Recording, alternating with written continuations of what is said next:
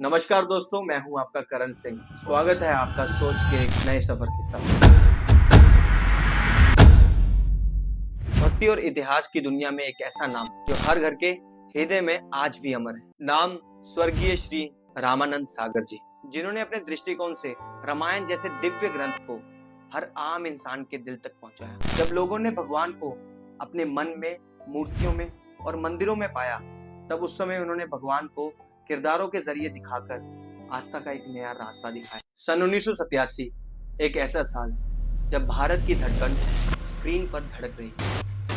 हर रविवार सुबह सड़कों पर सन्नाटा और सब लोग अपने घर में अगरबत्ती जलाकर टीवी के सामने बैठ जाते थे। लेकिन ये चमत्कार ऐसे ही नहीं हुआ। इसके पीछे एक आदमी का सपना था, जिनका नाम रामानंद सागर जी था। रामानंद सागर जी के सपने को तोड़ने की कोशिश कई लोगों ने की, लेकिन कहते हैं ना, अगर इरादा प्रभु श्री राम जैसा हो तो रावण की कितनी भी सेना हो, जीत हमेशा सच की होती है। रामानंद सागर जी का जन्म कश्मीर में हुआ, लेकिन उनका सारा बचपन लाहौर और अमृतसर में गुजरा। रामानंद सागर जी बचपन में अपनी दादी की गोद में बैठकर पहली बार प्रभु श्री राम, सीता और हनुमान जी के किस्से सुने थे। सन 1947 के बंटवारे के बाद उन्होंने अपनों को खोया और घर से बेघर हो गए। तभी उन्होंने सोचा कि अगर देश को जोड़े रखना है तो हमें हमारी संस्कृति से जुड़ना होगा।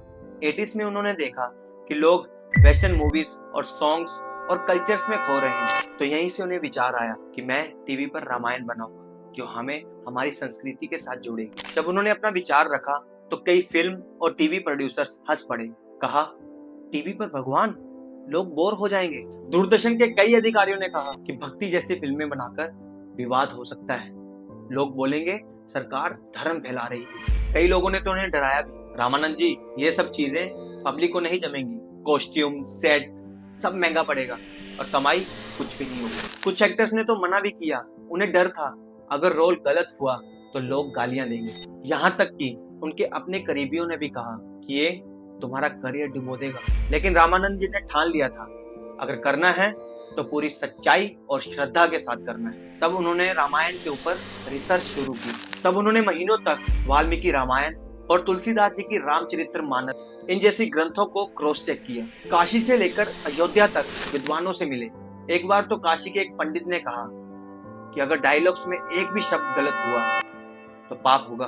फिर उन्होंने सब रिसर्च खत्म करके कास्टिंग शुरू कर दी।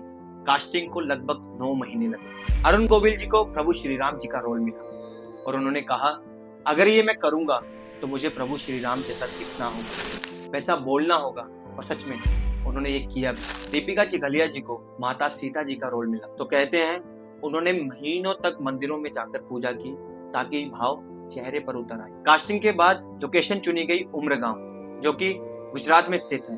सेट बनाने में महीनों लग गए क्योंकि सब चीजें हाथों से बनाई जाती है। सोने का महल, जंगल और रावण की लंका। कहते हैं वनवास के सीन के दौरान बहुत बारिश थी तो सब एक्टर भीग चुके थे, तब भी उन्होंने अपने शूट को कंप्लीट किया। एक बार अरुण गोविल जी शूट के दौरान बाहर निकले तो भीड़ ने उन्हें भगवान मानकर उनके पैर पकड़ लिए। कार तक ले जाने के लिए पुलिस बुलानी पड़ी। कहा जाता है कि वनवास के सीन में दीपिका जी सच में रोने लग गई। उन्होंने कहा, ऐसा लग रहा था जैसे मैं सच में अपना घर छोड़ रही हूँ। रावण राम युद्ध के सीन के दौरान 1000 से ज्यादा क्राउड बुलाया गया। उनको असली कपड़े दिए गए, हथियार दिए गए, पर तब बिजली चली गई तो कहते हैं मशाले जलाकर वो शूट कंप्लीट किया गया। 25 जनवरी 1987 रविवार सुबह 9:30 बजे सड़कों पर कर्फ्यू जैसा माहौल। गांव-गांव में लोग टीवी के सामने बैठकर आरती करते, फूल चढ़ाते और प्रसाद बांटते थे। दुकानें बंद, बसें खाली और शादी विवाह का टाइम रामायण के बाद रखा जाता। यहाँ तक कि मंदिरों में टीवी लगाया जाता था ताकि सब लोग एक साथ बैठकर रामायण देख सकें। एक दिन रामानंद जी शूटिंग छोड़कर एक गांव में गए और उन्होंने गांव में देखा कि सब लोग हाथ जोड़कर स्क्रीन के सामने बैठे हुए रामायण देख रहे हैं। और ये सब कुछ देखकर रामानंद जी आंखें भर आए। उन्होंने कहा कि आज मेरा सपना साकार हो गया। जब नीयत साफ हो और उद्देश्य पैसा ना हो बल्कि लोगों को जोड़ना हो, तब असंभव भी संभव हो जाता है। रामानंद जी ने कर दिखाया कि तकनीकी सब कुछ नहीं है, श्रद्धा भी एक असली ताकत है। रामायण सिर्फ धारावाहिक नहीं है, बल्कि भारत के लोगों के दिल में दोबारा भक्ति जगाने का आंदोलन है। दोस्तों, जब रामानंद सागर जी ने रामायण बनाने का सपना देखा था तो कई लोगों ने रोका, हंसे और ताने भी दिए थे, लेकिन उन्होंने हार नहीं मानी। आज दशकों बाद भी रामायण एक सीरियल नहीं है, बल्कि करोड़ों भारतीयों की आस्था, याद और संस्कृति का हिस्सा है। तो याद रखिए, अगर आपके सपनों में भगवान की तरह विश्वास है, तो दुनिया का कोई भी रावण आपको रोक नहीं सकता। इन्हीं शब्दों के साथ आज की बातें खत्म करते हैं। मिलते हैं एक नई सोच के साथ और एक अच्छे सफर के साथ। तब तक के लिए जय हिंद, जय भारत।